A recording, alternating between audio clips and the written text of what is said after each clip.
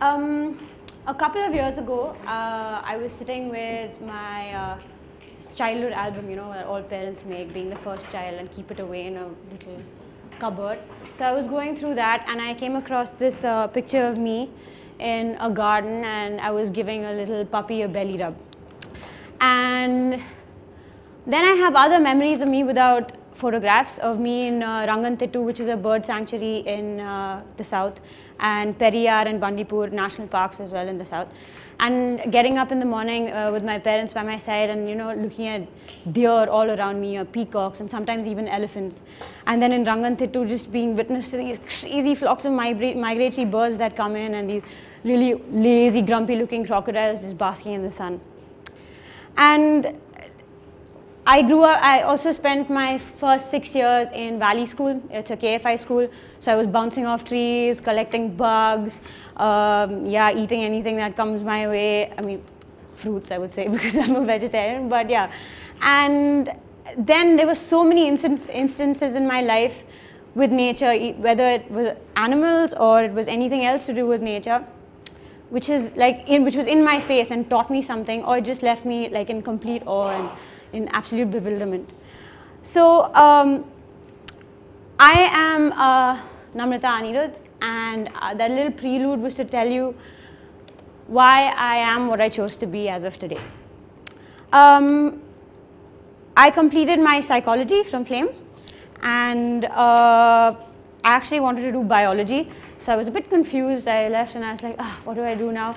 And I really wanted to run away from human beings, because, you know, human minds were like too confusing, too messed up. I was like, God, I have to go and find these animals, because throughout my life, whatever I've done, there was this underlying thing that I realized that I had to do something related to animals, and I didn't know what. So I decided, okay, I'm going to take a year off.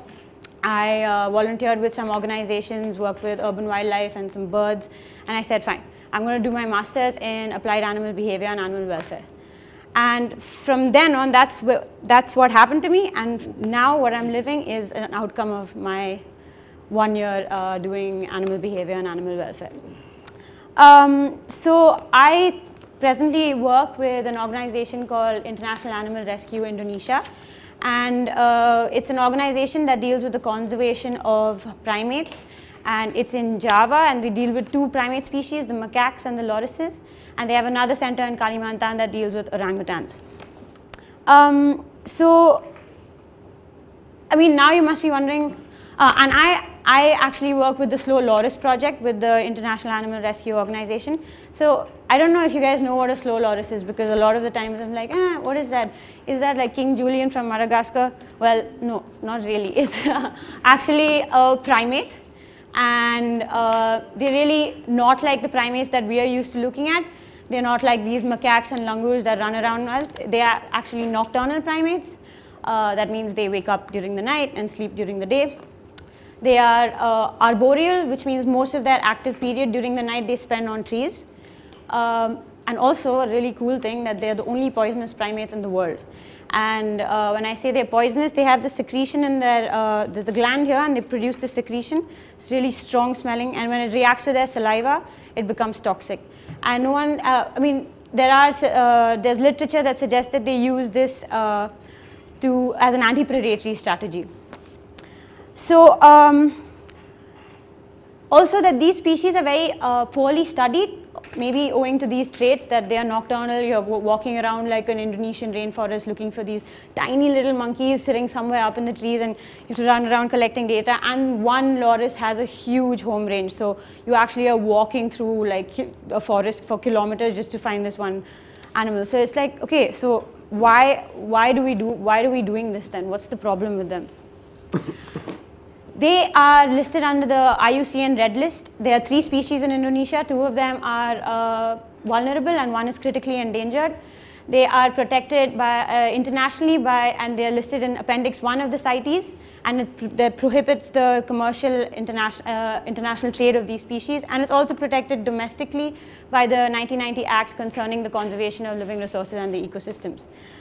But in spite of all of this, they are the highest and the most commonly traded mammals in Southeast Asia. And I mean, the thing is, they are really sometimes misrepresented in some sense. They are sold under the name of couscous. Couscous actually is nothing to do with the primate. It's marsupial. It's from another island in Indonesia, and the traders know this, and they're not protected. So they say, hey, let's give it the name couscous and sell it anyway, because they are highly protected and it's completely illegal to sell them. And they also get very little media attention, unlike the other animals such as like orangutans and rhinos and tigers and elephants, because actually it's really funny, because the Indonesian wildlife law enforcement themselves considers them to be small potatoes. So you can imagine why anyone would give them any importance. Yeah, so why are they sold in the pet market? I mean, you saw the picture back then. They're really cute. I mean, we all have to agree that they're really cute primates. Sadly, that's actually one of their drawbacks, because they're so cute, people want to buy them and keep them as pets in their houses, not knowing that they are nocturnal, not knowing that they're extremely sensitive animals. They're also very slow. Like, I mean, they're not very slow, but they have very meticulous movements, and they locomote very unlike a macaque. And also they're very small bodied, and habitat loss is actually causing a huge problem for them as well, because the primary forest areas are depleting, so it's forcing them to come out into secondary forest areas, which makes them very very vulnerable to be caught. So you don't need any specialist hunters anymore. It's almost like any opportunity to catch them is taken.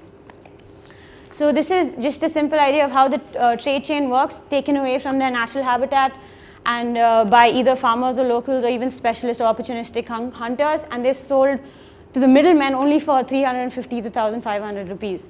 And then it goes on to the roadside markets like I showed you a picture of, or like these extremely huge organized pet markets that sell birds mainly. That's on the face of it, but behind the scenes sell lorises, and they sell it to consumers who are actually the biggest problem in this whole trade, and they sell it only for 3,000 rupees.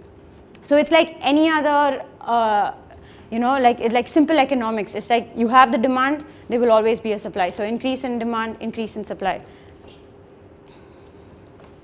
So what happens to them in markets is what's the worst part of it all. They are first of all overcrowded, so they are like put in tiny boxes like this, and they are just like 8 to 9 of them all together in one. They are handled extremely badly. You can just see from this picture it's going through a lot of pain, and that's a juvenile. And one of the biggest problems is that their teeth are cut off. Now lorises, it's very important that they have their teeth for wild survival, because they use it as an anti-predatory, because they need it to counter predation, as well as they gouge on the bark of trees to eat gum. So when they cut their teeth off, they do it with anything, nail clippers, just clippers of any sort, and then they probably don't even cut it well, so a lot of them end up with like severe dental issues that can't be taken care of anymore. And so we have so many lorises at the center that can never be released, because they are not going to survive in the wild. And then of course a whole range of wounds and infections, like of sitting in a cage for too long, and just neglect and things, and bad transportation and things like that. This is another of, like, you can see 2 lorises that are probably dead behind, one alive one mixed with feces and food. So it's like unimaginable conditions. I mean, I couldn't imagine such, I can't imagine what they probably would go through. So International Animal Rescue actually, they started the loris reintroduction program in 2010. And it's a really well-established program. There are different teams. There's for creating awareness, and then there's an investigation team that infiltrates the markets to find out how the trade chain works and who are the people involved in it. So the lorises can be then confiscated with the help of the government organizations. And then the whole process of rehabilitating them to be reintroduced back in the wild, where there's like survey of the release site, collaring the lorises, so we can do post-release monitoring to see how well they're surviving in the wild. And finally, if they are doing it well, then cut their collars off so they can be let go, they can be free again. So I've been working with them for 1.5 years now, and it's been an absolutely amazing experience. It's like I'm up in the forest or in the mountains or the forest every night, and following this loris, because I was with the post-release monitoring team. So we were following a collared loris through the forest, and every night in the forest is a new experience. It's never the same. And these lorises never fail to intrigue me, because every day they're up to like some funny things, and you're like, oh, they actually do that as well. Oh, are they really eating that? Oh, look, they're socializing with another loris. So every night is like something really cool. And one of my favorite, and I think the most cherished part of my entire work with them is the fact that when we release a loris, like I just stand there and we let this loris go, and I stand there and I give them like a little safety prayer, and I say, hey, you guys now stay safe and like live your life in freedom again. And I always think like, because of us as humans, they have gone through so much of it, like so much of, like for absolutely nothing, not a single fault of theirs, just for the fact that they are cute, or they are cuddly, or they're small, and they're vulnerable to our greed. And so I always feel like, how would they feel when they leave that box for the first time and like hold a tree and just look up in the skies? I mean, I can feel that feeling, and I don't know how they would be feeling it, because I haven't gone through even half of what they do. And I have actually fallen in love with these species, so I'm actually planning to pursue my PhD as well. Hopefully that comes through. But it also helped me realize my current thoughts on human-animal conflict. And remember I said that I kind of ran away from psychology because humans were really like too hectic for me, and they were really like so messed up. But you know what? I realized when I was working in the field of conservation, that if you don't start with the people, you can never get to the animals. I mean, for example, the loris trade, if the consumers are not made aware of the situation, and if the traders are not made aware of probably how a loris is actually a good thing for a forest because of pollination and just how it helps the ecosystem, and how they're not made aware of the situation, the trade is never going to end. So people come first, and then comes the animal. And that really put it, like, I think it's solidly drilled in my head right now.